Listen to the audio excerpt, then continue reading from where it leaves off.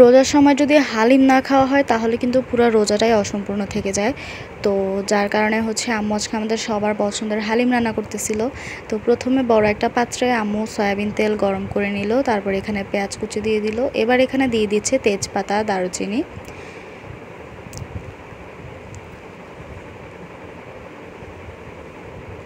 তারপর এখানে দিয়ে দেওয়া হলো আদা বাটা, রসুন বাটা।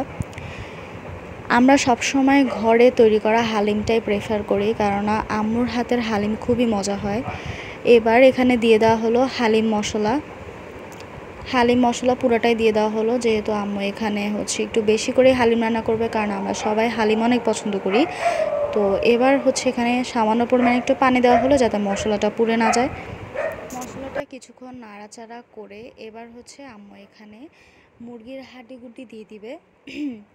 কারণ আজকের হালিমটা হচ্ছে চিকেন হালিম, তো আম্মু হচ্ছে মুরগির যে হাড্ডি টাড্ডি আছে যা আছে সব আলাদা করে রেখেছিল, সেগুলো এবার এখানে দিয়ে দিল, আর সাথে দিয়ে দিল পরিমাণ।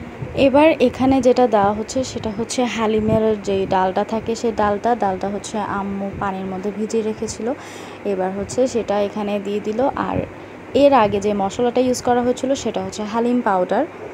তো এখানে হচ্ছে আম্মু ডালটা দিয়ে দিল, এবার হচ্ছে ডালটা একটু ভালোভাবে নাড়িয়ে নিচ্ছে।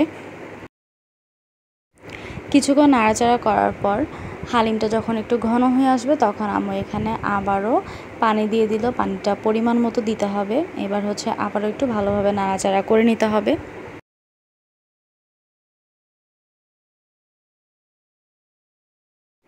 সবশেষে হালিমটা যখন ঘন হয়ে আসবে তখন হচ্ছে উপর দিয়ে দিয়ে দেওয়া হলো জিরার গুঁড়া।